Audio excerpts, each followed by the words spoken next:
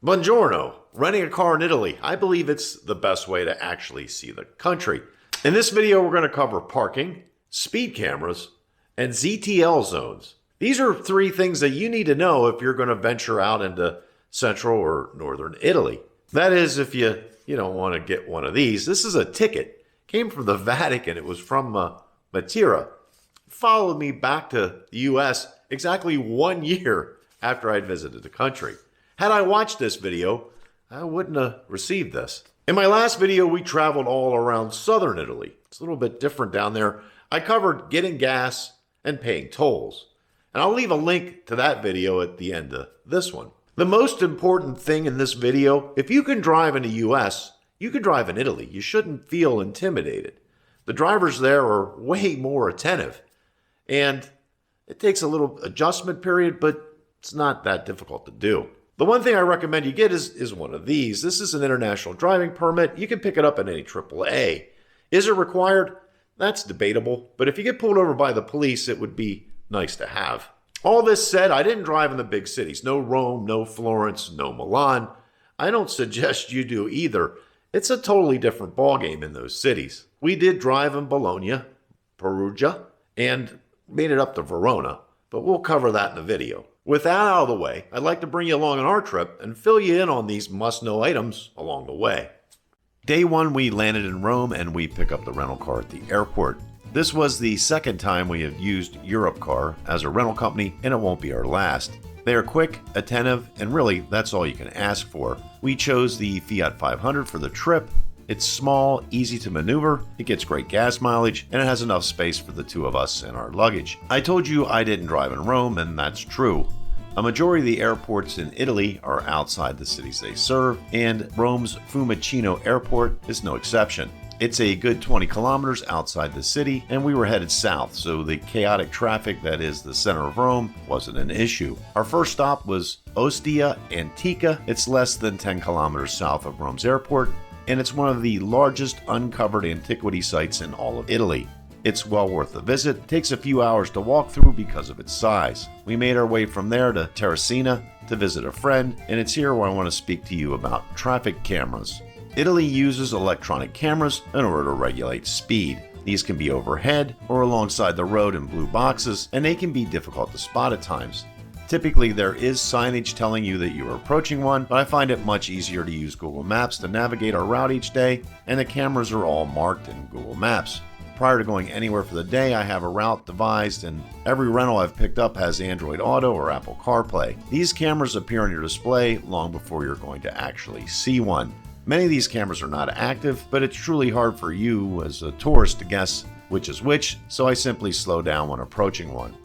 Day two of our trip finds us on the road again, this time headed north to Tivoli. It's roughly 30 kilometers east of Rome. This is a location that anyone who is visiting Italy needs to put on their list. Much of the stone used to construct the Roman Empire, called travertine, was quarried from Tivoli. It's still quarried there to this day. It's also the home of Hadrian's Villa, which is one of the largest imperial villas in the Roman Empire, and many of its ruins can be viewed there today. We visited that site last time we were here, but missed out on seeing Villa di Este. It was constructed in 1550 for Cardinal Ippolito di Este. The gardens of Villa di Este and its fountains are a magnificent example of Renaissance landscape architecture. We spend the better part of the day there wandering the countless rooms and gardens before making our way to the town of Spoleto for the evening. We covered 258 kilometers of driving through the countryside. The traffic was light, and we were on the A1 for a good part of the day. This is one of Italy's, let's say, interstates, so let's discuss driver etiquette.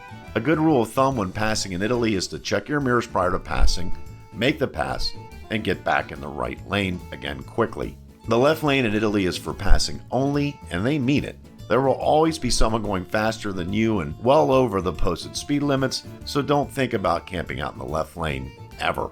We awoke in Spoleto, Italy. This town offers a lot. It features a Roman theater, which is largely rebuilt, a Roman bridge from the 1st century BC, a restored Roman house with mosaic floors, a striking 13th century aqueduct, a majestic forest castle built between 1359 and 1370, and multiple Roman arches. The city has 3 underground people movers that you can use to get to different parts of the city. Now this is the way to climb a hill.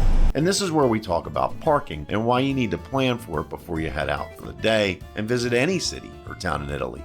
Look for the word parcheggio. To an American it looks like parcheggio when planning your trip. This is the Italian word for parking lot. This will put you in a lot just outside the city limits, and in Spoleto, several of those lots are located right beside the entrance to the underground people movers. There you can legally park and make your way to the people mover, which will take you uphill and into the center of the historic town. As a rule in Italy, you can legally park in white line parking spots for free. Blue line spots are to be paid for, and yellow line spots are reserved for either residents or local official vehicles. By finding the parcheggio lot in any given city, you need not worry about any of this. Midday, we drive and visit Spoleto. Built with stone, the town retains its medieval aspects to this day. It is enclosed in a circuit of medieval walls built on Roman foundations, including 3 Roman antique gates. It is a beautiful town to walk through. However, parking and walking in are your only choices when visiting this hilltop town. Fortunately, the parcheggio lot in Spoleto was free. We make our way into Assisi for the evening to a hotel that has free parking. Assisi was the home of St. Francis of Assisi.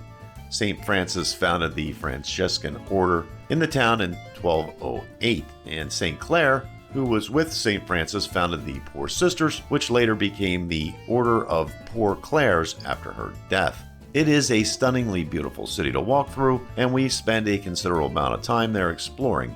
I do recommend people spend the time to visit Assisi. It has a lot to offer, and the general vibe of the city is unique. There was a wedding held the day we were in town, and yes, that is a 1967 Mustang in Italy. Nice. Once again, knowing where to legally park is a huge benefit. Our hotel for the evening was only a kilometer walk from the city gates, but there was a parking lot adjacent to the city walls, and not walking the extra kilometer and spending the time to do so was well worth the minimal cost of parking. From there, we drive the 28 kilometers to Perugia. This is the largest city I've driven at in Italy to date, and everything goes very well. I find a hotel that is near a train station that has on-site free parking. A quick tip, many hotels will allow you to utilize their parking lot even after you check out. You need only ask. Now, the proximity to the train station is key in Perugia, as it has public access to its underground nearby. We descended slightly to an escalator that led us through a level of the ancient underground world completely hidden from sight. This was comprised of multiple underground passageways, ancient towers, massive chambers, vaulted ceilings, and even the remains of a communal bread baking oven. We wander through the streets that evening, taking in a few amazing museums, and pick up chocolates here. This is something the city is known for, and it delivers on. I would also put this city on a must-see list. There are a few things here that cannot be seen elsewhere. I think it's here we need to discuss zone traffic limited areas, or ZTL zones. Every city in Italy has an area where you as a tourist are prohibited from driving in. Google Maps won't inform you of this, as it doesn't understand that you are not a local resident or if you have permission or not. This is how I received my ticket from our 2022 trip, as I wasn't aware of these zones at the time. ZTLs were put in place to reduce congestion in the historic areas of the cities. They reduce the likelihood of a vehicle versus pedestrian incident and help to slow the structural decay of the historic city centers. Some ZTLs are only active at certain times of the day, others certain days of the week, but I found a majority are active 24 hours a day. If you enter a ZTL without permission, cameras at the entry points will take a photo of your car, its license plate, and eventually you'll receive a fine. Fines for ZTL infractions are typically between 100 and 350 euros plus administrative fees. The exact amount of the fine depends on the city. Some hotel guests can get permission to enter ZTL zones. However, you are putting a lot of trust into the property's employees if you choose this route. They need to submit your plate correctly to the authorities prior to your arrival. If they get any of this wrong, you will pay the fine. I already told you where we're located. The fine print with hours can be just that, very small print that is difficult to read. If you enter a ZTL when it's okay to do so, you can stay in the ZTL as long as you want, as long as you are parked legally. And that's the rough part, as most parking spaces in ZTLs are marked for residents only, so finding a parking spot inside one can be all but impossible. and you find yourself driving in circles only to exit the ZTL and find a lot outside of it anyway. There are no ZTL cameras at the exits of the zone, but if you accidentally drive into another ZTL, you will be fined if it's active, and there can be multiple adjacent ZTL zones in one city, with hours differing for each. Additionally, the streets inside these zones tend to be incredibly narrow, with multiple blind spots and high pedestrian traffic. I find it easier to simply steer clear of them. This makes the choice of a hotel or Airbnb location very important. I look for a property just outside the city's historic center that has free parking. Doing this allows us walking access without the worry that we need to enter a ZTL in our vehicle. The next few days, we're going to put some kilometers on the rental. My wife is a fan of Phoebe Judge and her podcast, This Is Love, and this is where she had learned of a small town called Piobbico. We take a series of twisty mountain passes, and before we see a sign for the town, we see a sign that says Club di Brutti, the Ugly Club, founded in 1879. The Ugly Club's motto, ugliness is a virtue, beauty is slavery. Senior members of the club judge and rank the ugliness of potential members, which can range from unspecified to extraordinarily ugly. The club is more focused on celebrating one's inner beauty and not worrying about what others think. We walked to the club's meeting house only to find it closed. My wife was heartbroken as she was hoping to meet someone from the organization. We visit the Bracciolini Castle, which is quite interesting in its own right. Once we complete the tour, I asked the gentleman running the place about the Ugly Club, and his reply was, "Oh yes, the Ugly Club. If you'd like to meet the president, just stop at the cafe in town. He owns the place and is always there." Obviously, we're headed in that direction. Once there, we order a coffee and a soda, and my wife makes an inquiry to one of the ladies behind the counter. She says something in Italian and motions to a gentleman who is speaking to a couple of the cafe's customers. They all either grin or chuckle, and the gentleman turns around and says in a delightful manner, "Oh, the Ugly Club, do you two have a membership card?" The next thing you know, we're both being judged. And I have to admit, these judgments seem spot on. My wife is insufficient. However, she's told that in time she could become uglier. Me, I'm bueno. Good and ugly. We both become official card-carrying members of the Ugly Club. Mission accomplished. From there, it's a short, however twisty drive to Urbino for the evening. Once again, parking is a concern. I find a small Airbnb apartment just inside the walled city's ZTL zone. There is plenty of white line parking just on the other side of the wall outside the ZTL zone, so this will work. We logged 139 kilometers of beautifully scenic driving for the day. Urbino is the hometown of Raphael, the Raffaello Sanzio di Urbino. That evening we tour Raphael's home, which is filled with many of his early works, among others whom were influenced by his style. This is just another small city that retains much of its picturesque medieval aspect. We spend hours walking around within the walls of the old city. If you have a rental car, it's easy to navigate to, not so much by public transport as the train does not stop here. The following day has only one stop, and it's car-related. It's the Autodrome Enzo e Dino Ferrari. Most Formula One fans know it simply as Imola.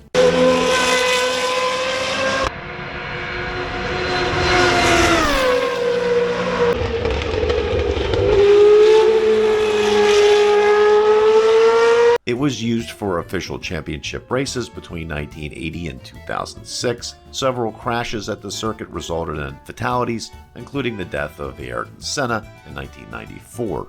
Changes were introduced at multiple points to reduce cornering speeds, and F1 eventually returned in 2020, with the circuit hosting the Emilia-Romagna Grand Prix from 2020 to present. We take a tour of the circuit, get a look at the pits, race command center, and spend some time paying our respects at the Ayrton Senna Memorial. This was a fantastic day for me. As a bonus, Formula 3 cars are holding practice that day.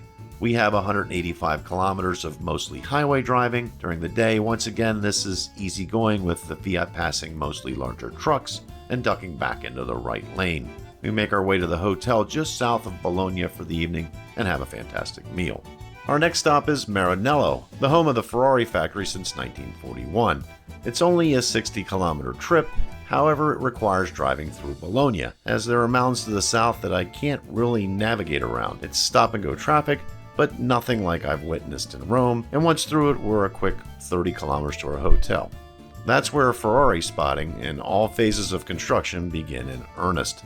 If you're not a car person, you can simply skip this section of the country. However, if you are a car person, welcome to Italy's version of Detroit.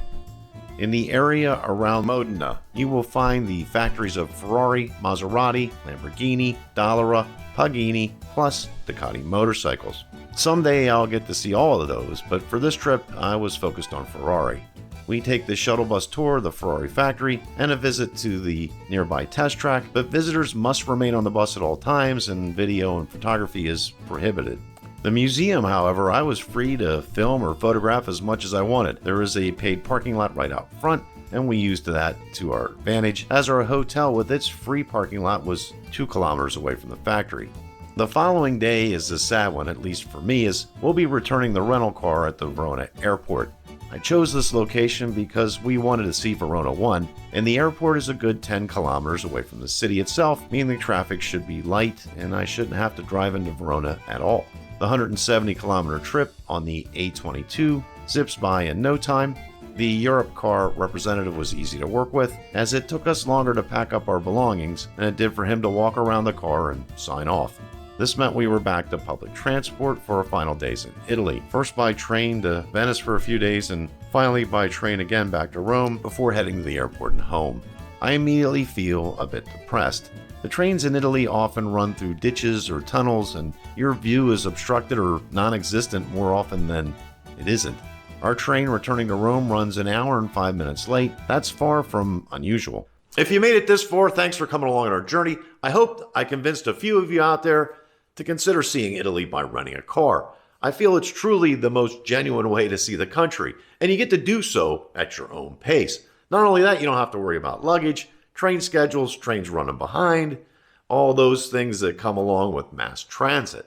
Most importantly, don't feel intimidated. The drivers in Italy are the most attentive drivers I've ever experienced. There's no one texting there. They pay attention to what's going on around them, and while you're there, you need to do that as well.